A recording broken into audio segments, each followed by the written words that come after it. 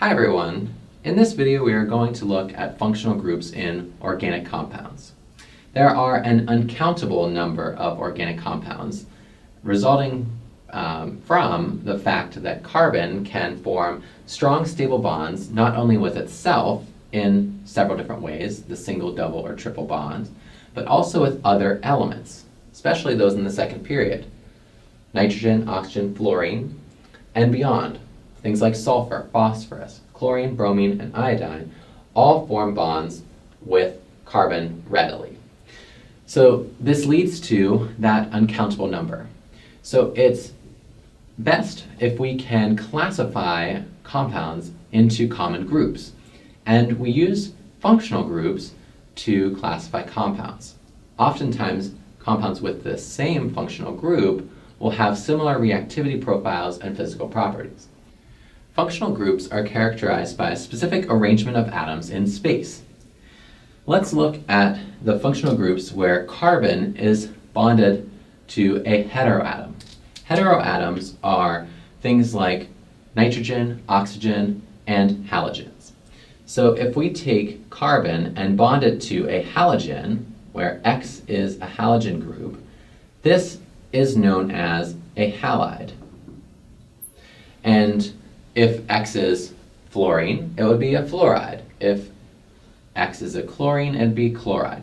So the carbon single bonded to a halogen atom from group 7 on the periodic table would be classified as a halide. If carbon is bonded to an oxygen, that oxygen can either have a hydrogen attached to it, or it can have another carbon atom attached to it. And these two functional groups have different names. This is the alcohol, characterized by the carbon-oxygen, hydrogen, single bond arrangement of atoms there. And this is the ether, characterized by the carbon-oxygen-carbon arrangement of atoms.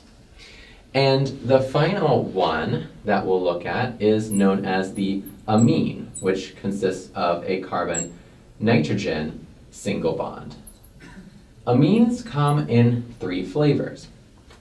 We have the primary amine, where this nitrogen is attached to 2 other hydrogens. We have a case where we have a secondary amine, where this is attached to another carbon group. And then the final one is when the nitrogen is attached to 3 other carbon groups, and this is known as the tertiary amine. For your purposes, you need to be able to recognize the amine in general. I won't be specifically asking you to identify primary, secondary, or tertiary amines, but that number, primary, secondary, and tertiary, comes from the number of carbons that are attached to the nitrogen. So in the primary, we have 1 carbon. In the secondary, we have 2 carbons. In the tertiary, we have 3 carbons. But the nitrogen-carbon bond is what is characteristic of the amine functional group. This next grouping of functional groups will consist of carbon doubly bonded to heteroatoms.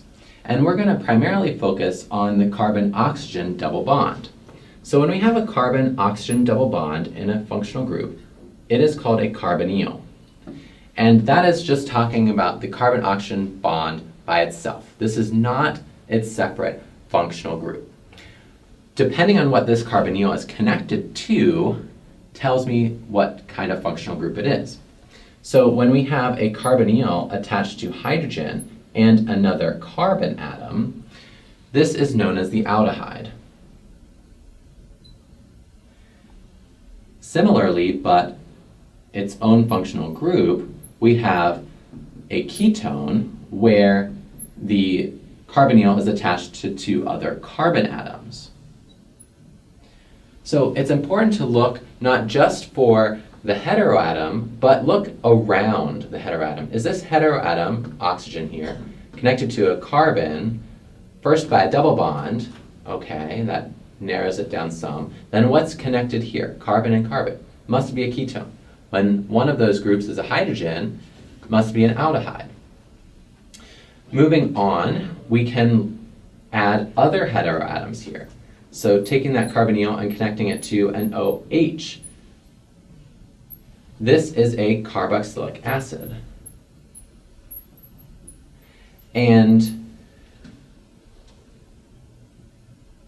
notice we have the OH group here, similar to my alcohol, but we can't look at just the heteroatoms. Remember, we have to look around. So this OH is connected to a carbon with a double bond to oxygen. So this entire thing is my carboxylic acid. Similarly, we have the OC linkage here. So this is an ester.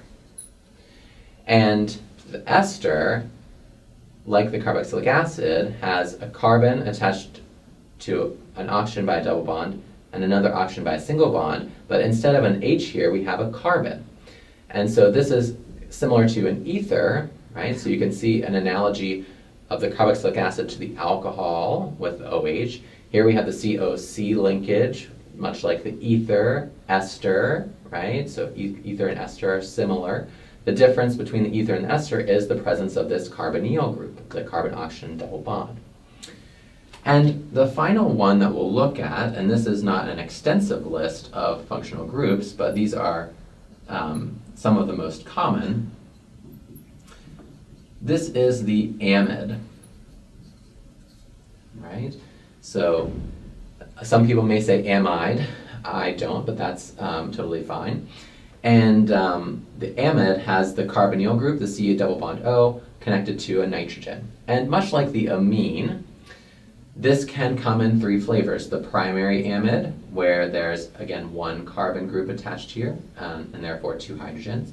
If we have two carbon groups attached to my nitrogen, this would be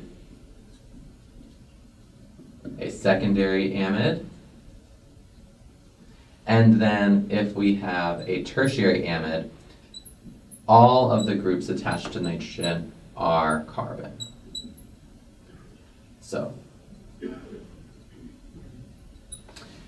primary, secondary, and tertiary. All you need to recognize, though, is the arrangement of atoms here giving rise to the amide functional group. So the take-home message with functional groups is to look beyond the heteroatoms themselves. You hone in on those because those are where we classify the functional groups. You hone in on them and look more broadly about the structure. Is that OH attached to a carbon with a double bonded oxygen? Then it's a carboxylic acid. If it's a carbon attached to other carbon groups, then it's an alcohol. So note the differences here. With some practice and whatnot, you'll get the hang of it, I'm sure. So please let me know if you have any questions, and thank you for watching.